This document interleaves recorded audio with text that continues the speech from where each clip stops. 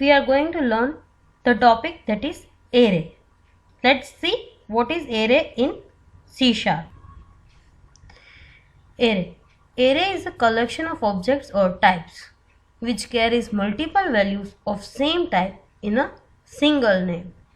It is differentiated by its index value. Array શું છે તો કે એક કલેક્શન છે. શેનું તો કે કોઈ બી ડેટા ટાઈપની વેલ્યુઝનું અથવા તો કોઈ બી ઓબ્જેક્ટ્સનું which carries multiple values of same type in a single name. નામ એક જ હોય પણ વેલ્યુઝ એમાં મલ્ટિપલ સ્ટોર થાય અને એરે એની ઇન્ડેક્સ વેલ્યુથી ડિફરન્શિએટ આપણે કરી શકીએ. Index in array starts from 0. જ્યારે પણ એરે આપણે ડિક્લેર કરતા હોય ત્યારે એનો ફર્સ્ટ એલિમેન્ટ હોય એને 0 ઇન્ડેક્સથી આપણે આઈડેન્ટિફાઈ કરી શકીએ. It means if the array size is of 5 elements, the last index will be 4. જ્યારે ફર્સ્ટ એલિમેન્ટની 0 ઇન્ડેક્સ હોય તો ટોટલ અગર 5 એલિમેન્ટ્સ હોય તો લાસ્ટ એલિમેન્ટ એટલે કે ફિફ્થ એલિમેન્ટની ઇન્ડેક્સ વેલ્યુ હશે 4. Arrays can be of fixed length as well as dynamic. આપણે લેન્થ એની સ્પેસિફાઈ કરી પણ શકીએ પહેલેથી અને એને ડાયનામિક પણ રાખી શકીએ. C# array is an object of base type system dot array. C# માં એરેનો બેઝ ટાઈપ કયો છે તો કે system dot array, જ્યાં S કેપિટલ અને એરેનો A capital. Now let's see syntax to declare array. Data type मतलब कि integer, float, character, whatever. Square brackets and the name of the array we want to give and semicolon. An array is a reference type. We need to use new keyword to create instance of array. એકવાર આપણે array declare કરીએ પછી આપણે એને initialize કરવો પડે. તો initialize કરવામાં આપણે ન્યૂ કીવર્ડનો યુઝ કરવો પડે because array એક reference type છે. Now let's see how we can initialize an array. Integer, so for example integer data type નો આપણે array declare કર્યો છે તો integer પછી એનો square brackets, આ amount છે એ array name છે equal to new integer અને બ્રેકેટમાં એની length. અહીંયા 5 આપ્યું છે એટલે ટોટલ 5 એલિમેન્ટ સ્ટોર થશે આ amount એરેની અંદર. Now let's see few ways of assigning values to a variable. આપણે અલગ અલગ ઘણી રીતે આપણે એરેમાં વેલ્યુ અસાઇન કરી શકીએ. તો એમાંથી ફર્સ્ટ છે આ રીતે આપણે ઇન્ડેક્સનો નંબર સ્પેસિફાઈ કરી અને એને આપણે જે વેલ્યુ આપવી હોય એ. ફોર એક્ઝામ્પલ એમાઉન્ટ ઓફ 0 તો 250, પછી એમાઉન્ટ ઓફ 1 તો 270 એન્ડ સો ઓન. એવી રીતે આપણે એમાઉન્ટ ઓફ 4 સુધી આપણે ડિક્લેર કરી શકીએ. અગર આપણે એમાઉન્ટ ઓફ 5 અહીંયા ડિક્લેર કરીએ અને એને વેલ્યુ અસાઇન કરીએ તો એ એરર જનરેટ કરે. એરર આવશે array index out of bound કેમ કે એની સાઇઝ ઓવરફ્લો થઈ જાય.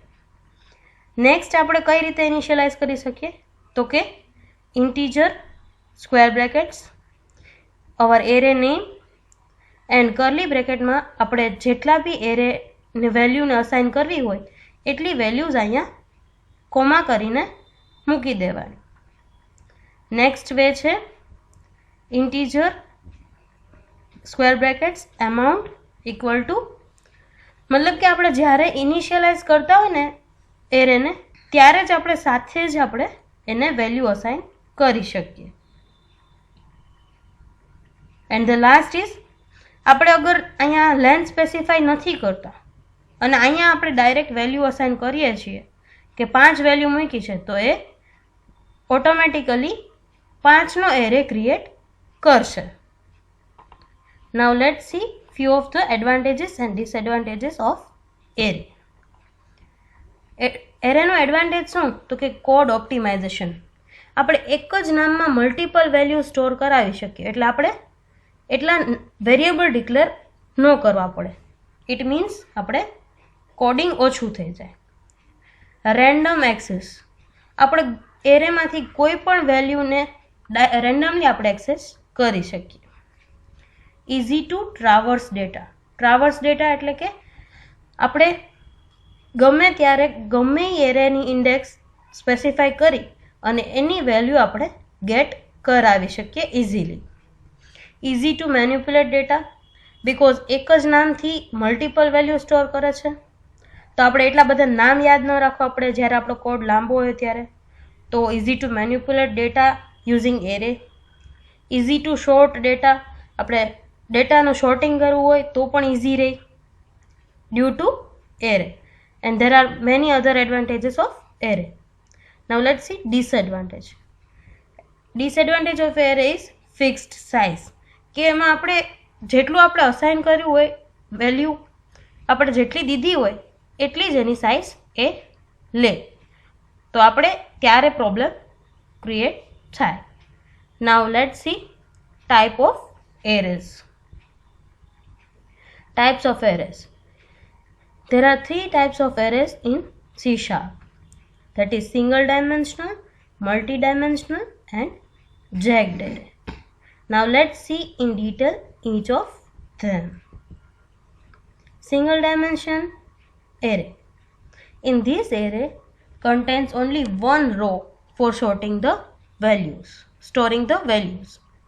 All values of this array are stored contiguously starting from 0 to the array size. Single dimension એટલે શું? આપણે જે એક્ઝામ્પલમાં જે ડિક્લેર કર્યું ને, એક જ સ્ક્વેર બ્રેકેટમાં એની એરેની સાઇઝ આપી દીધી હોય, એને સિંગલ ડાયમેન્શનલ કહેવાય. અને એ એક ધારું જ સ્ટોર થાય, એમાં આપણે આડાવડું સ્ટોર ન થઈ શકે. લાઈક 0ની અંદર પાછું આપણે અસાઇન કરવું હોય તો એ આપણે ન કરી શકીએ સિંગલ ડાયમેન્શનલમાં. Now let's see multi-dimensional. Multi-dimensional array.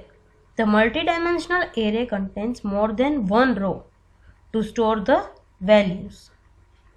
It is also known as rectangular array in C# because its each row length is same.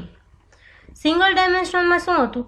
તો કે આપણે જેટલી લેન્થ સ્પેસિફાઈ કરી હોય એટલી રો ક્રિએટ કરે, પણ રોની અંદર પછી આપણે કોલમ કે એ ક્રિએટ ના કરાવી શકીએ. જ્યારે મલ્ટી ડાયમેન્શનલમાં શું બેનિફિટ મળે આપણને?